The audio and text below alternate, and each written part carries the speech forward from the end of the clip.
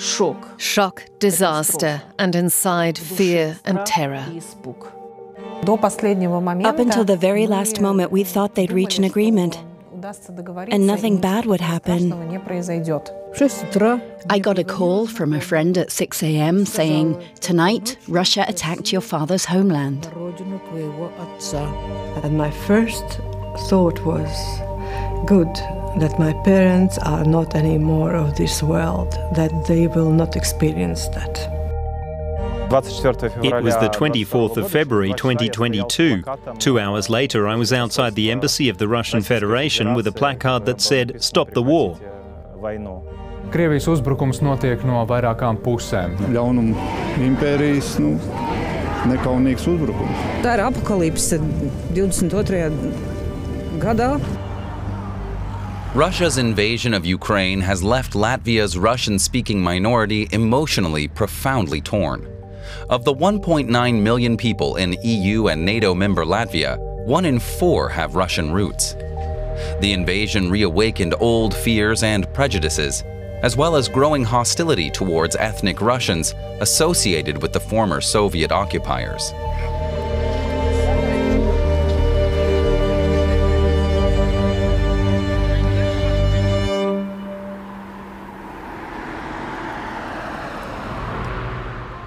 Following its annexation of Latvia in the 1940s, the Soviet Union encouraged Russian migration in order to speed up industrialization in the country. Latvia regained independence in 1991, but relations between the Russian-speaking minority and Latvian majority have been increasingly strained.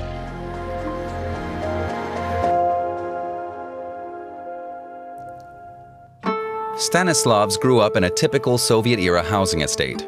The Russian invasion has brought untold suffering to Ukraine and has had an indirect impact on the Russian-speaking minority in Latvia. For me, the 24th of February 2022 meant above all deep disappointment with the cult of the courageous Russian people and the bravery I associated with my Russian roots.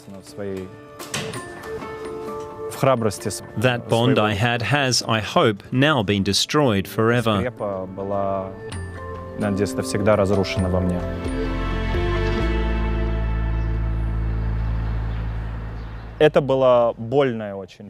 hurt when I had to recognize that the courage I had believed in was just an illusion. After a long period of inner reflection, I concluded that I am Latvian, of Russian descent.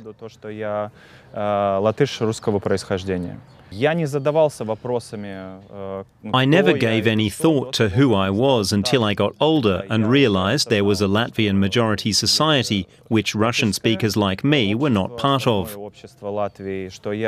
And then came the doubts about my identity. Am I Russian? Should I go to Russia? Or am I actually Latvian? Perhaps a Russian-speaking Latvian.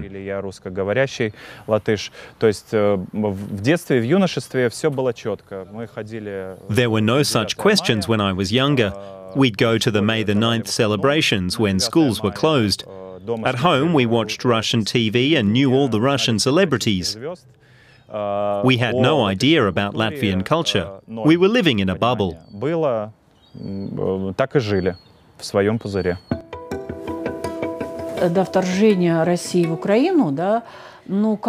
were already changing even before the Russian invasion of Ukraine, but they weren't as pronounced. The war was a trigger, and by then there was this deeply negative attitude towards anything Russian, Russian identity, nationality, or whatever. It feels as if everything Russian is automatically considered bad or evil. And that worries me, because I don't want to leave. Irina was born and bred in Latvia. Her mother, a Second World War veteran, moved to Latvia after the war in search of a better life there. Many Russian speakers have fond memories of when Latvia was part of the Soviet Union, until its sudden collapse changed everything. What was it like in 1991? I remember when they declared independence.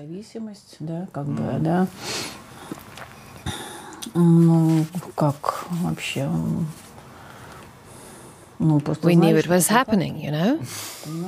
It was a fact. Not much you can say. So nothing changed? Life remained the same for you? Nothing changed. Of course things changed. I lost my job because my university was closed down. In 91? Yes, right after independence. For me, life in the Soviet era was very good. But then came the 90s, when everything was turned upside down. There were moments when we didn't know how we were going to survive, how we were supposed to behave.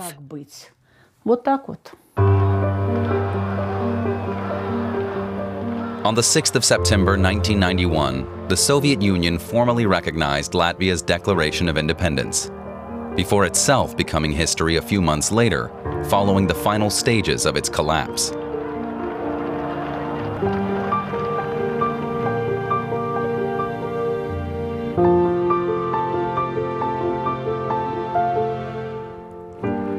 Prior to the events of the early 1990s, aversion to Soviet rule had led to the emergence of a new national awakening movement and a peaceful struggle to regain independence.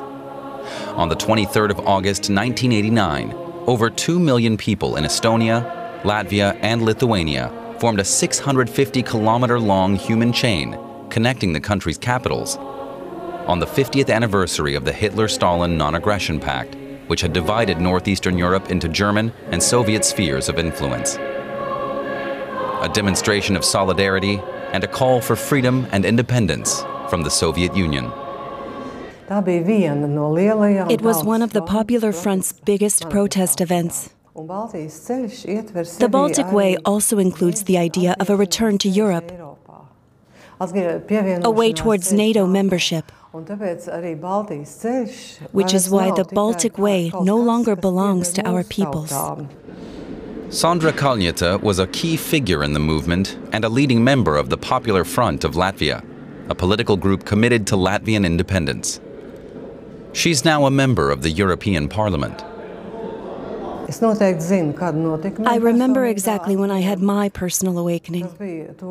It was the 14th of June, 1987, when the Helsinki 86 movement called on people to lay flowers by the Freedom Monument in remembrance of the large-scale deportations on the 14th of June, 1941.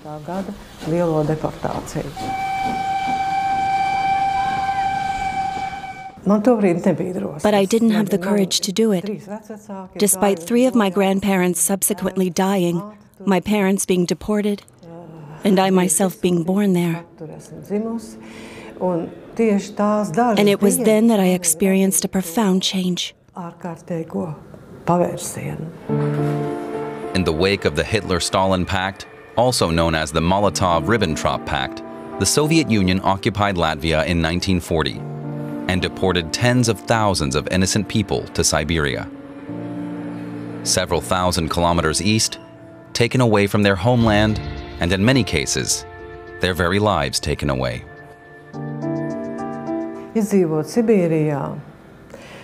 When the war began in 1941, deportees faced an extreme struggle to survive. They were left with practically no food.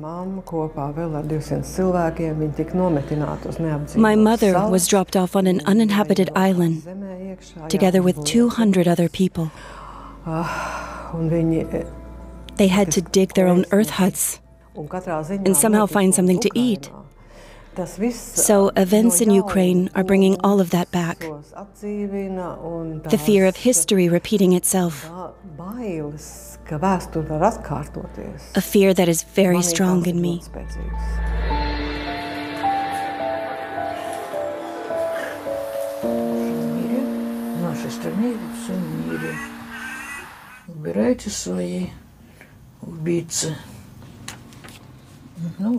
Latvian-Russian writer Marina Kostanetska was one of the co-founders of the Popular Front of Latvia, alongside Sandra Kalniete, and one of its most active members.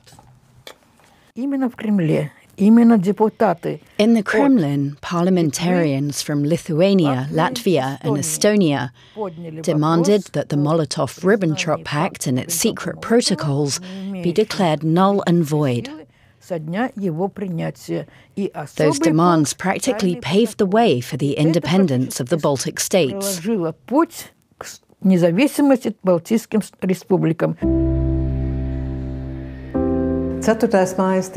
4th of May 1990 is a very special day in my life, and I think for a lot of other Latvians too. There was this wave of joy and happiness on the streets.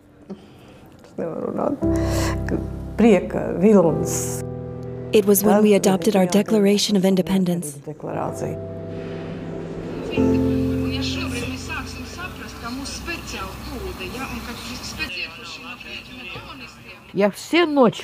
I was on the barricades all night.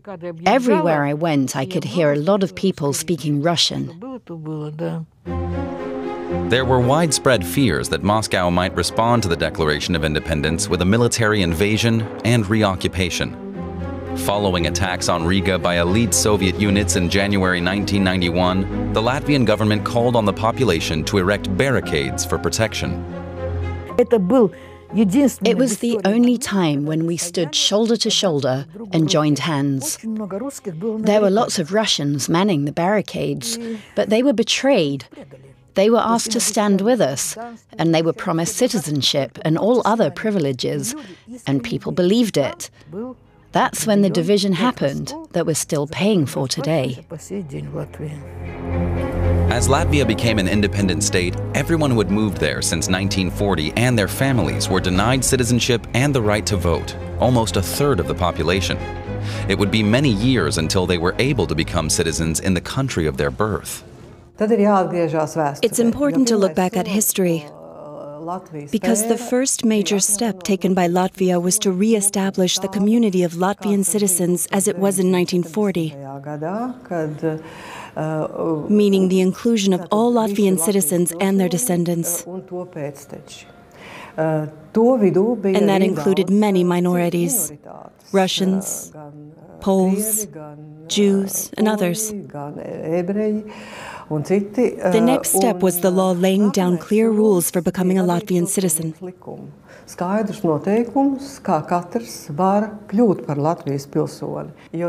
It essentially required 3 things: speaking the language, understanding the country's history, and swearing allegiance and loyalty to the state. Why did a section of the Russian minority choose not to apply for citizenship? You'll have to ask them yourself. From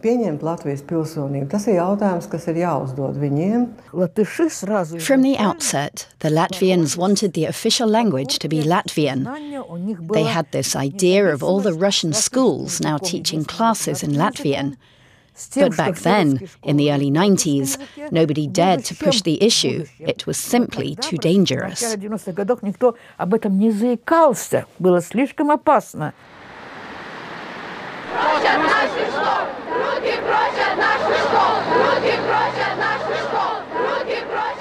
Since the turn of the millennium, the authorities have been gradually increasing the proportion of Latvian language classes at minority schools, leading to repeated protests from the Russian community.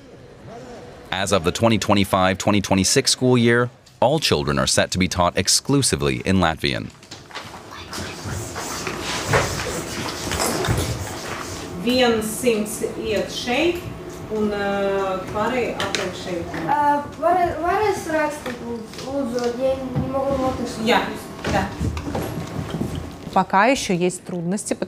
As we've only just begun the transitional phase, there are still difficulties.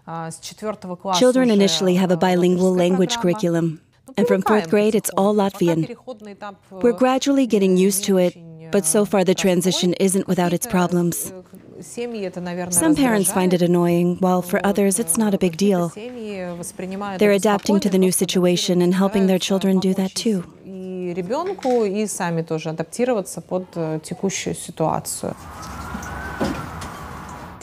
I know some families who are saying, we're going to leave because we want our kids to preserve the Russian language.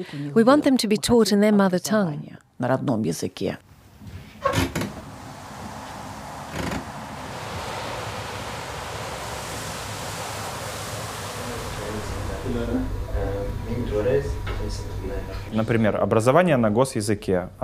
Teaching classes in the national language is right, and it should have happened sooner. But abolishing Russian as the second language at schools is excessive. It would be nice for them to be able to study the language that they speak at home. It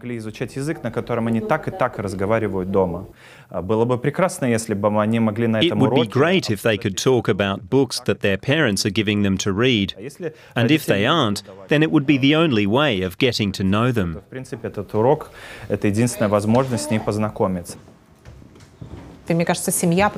Preserving national identity is more the job of families than of schools. I don't think the children will suffer that much, not being able to study their mother tongue at state schools. They'll probably find other options for doing that, if they feel that strongly about it.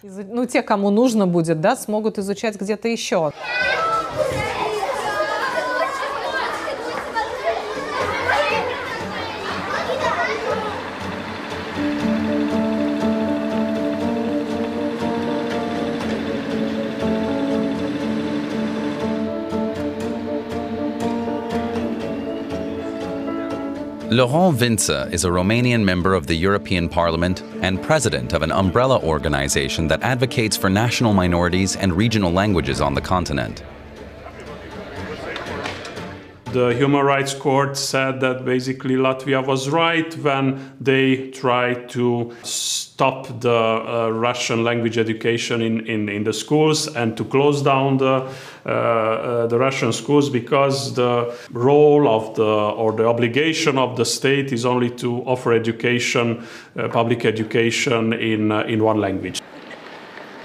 Unfortunately, since the war on Ukraine, there is a stigma on the Russians, and yes, there are problems. Certainly, there is Russian propaganda, manipulation, even individuals from the community who have a too tight relation with Russia and they are under Russian influence. But we are speaking about individuals.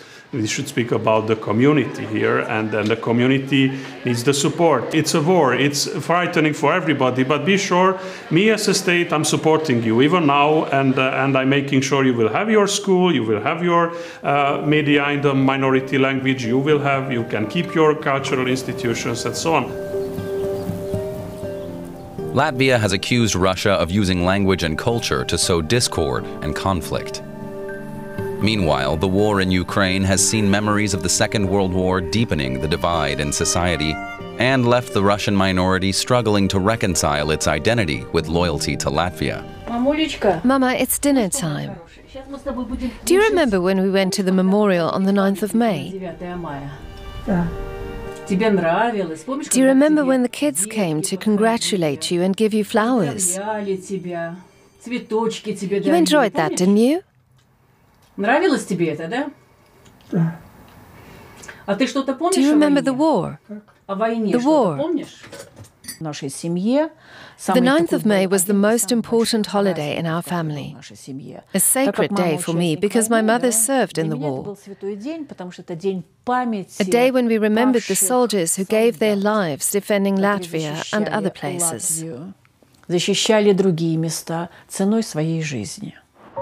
For decades during the Soviet era, Victory Park in Riga hosted annual celebrations on the 9th of May. But while for some the day marked victory in the Great Patriotic War over Nazi Germany, for others it was the beginning of an occupation. When we came here on the 9th of May, my grandma said, "These aren't the songs we used to sing back then. The 9th of May has become so politicized that I don't go to the celebrations anymore." I felt I was just being herded along to show that 35,000 people had gathered, only for them to say, "This is the new situation." In 2022, the Latvian government now declared the 9th of May a day of remembrance for the victims of the war in Ukraine, started by Russia 3 months earlier. It called on people to refrain from laying flowers at memorials, which it said glorified the Soviet occupation. Many still did. Their flowers were removed the very next morning instead of previously several days afterwards, prompting outrage, and some people to come back and lay more flowers the next day. Why were people even allowed to lay flowers in a time of war and such tension? But if they are allowed, then removing the flowers the next day is a direct attack on the Russian-speaking population, or a clear signal of the government's relationship with them at least.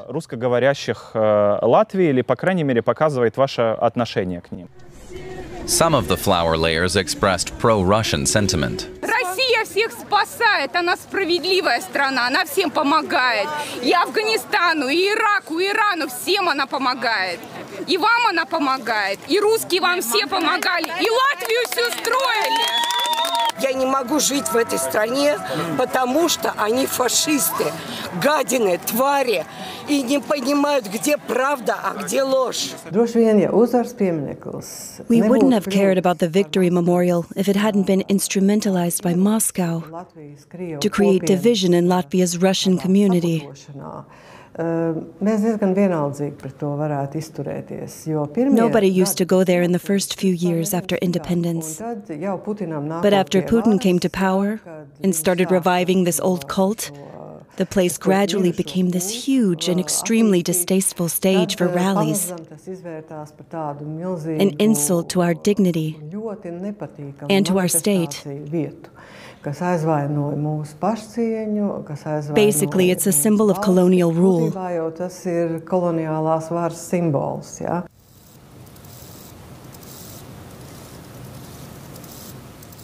In August 2022, the obelisk in the heart of Victory Park was torn down.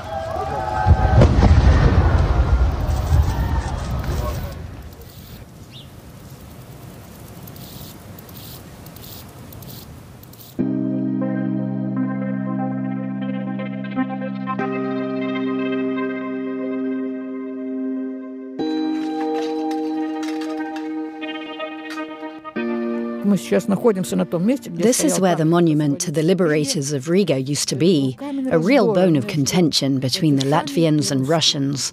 I understand the Russians, for whom the Second World War is a wound that never heals, an inbuilt memory passed on from generation to generation. I also understand the Latvians, for whom the liberation of Riga from the German occupiers did not mean liberation from all occupiers. We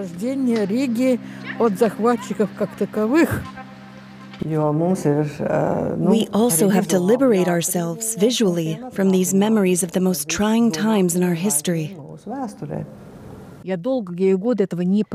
For a long time, I couldn't understand why there was so much antagonism on that day. When I started giving it more thought, I did understand the Latvians, why this celebration was so alien to them. Because of the occupation and then the deportations to Siberia and other things. So later I empathized with all of that.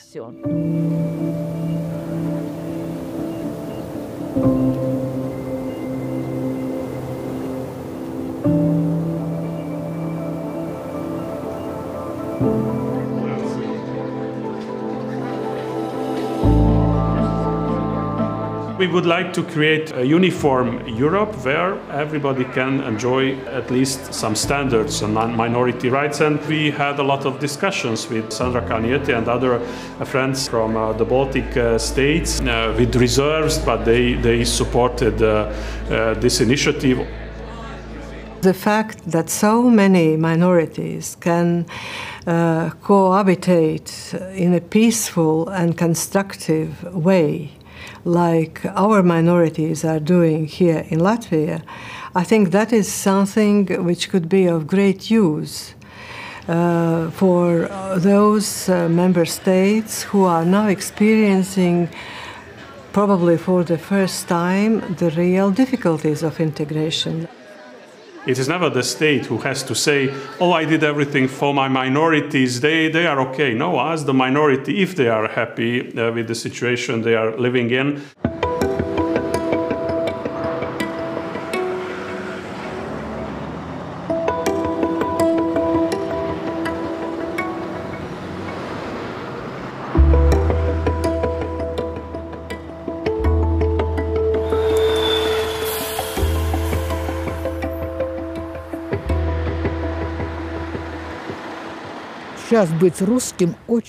It's become really difficult for Russians here.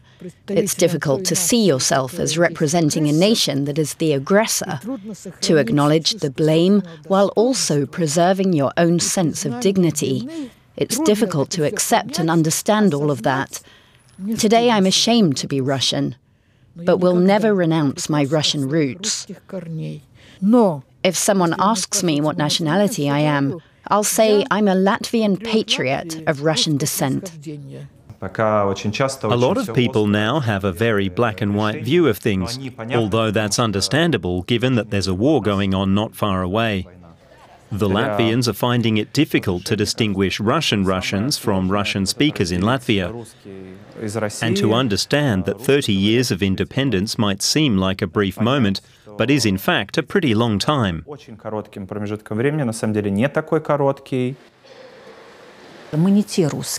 We're not the same Russians. We are Latvia Russians. We've incorporated a lot of Baltic spirit and culture and a lot of Latvian nationality. The identity of Latvia's Russian-speaking minority is changing, especially in the wake of the war in Ukraine. The key question for the country now is whether society will put the shadow of the Soviet legacy behind it and overcome any remaining differences. I would say that I still believe that majority of Latvia's Russian-speaking citizens, they are loyal to Latvia, but there are those who still are under the influence of Putin's propaganda and, let's say, antique social ideas.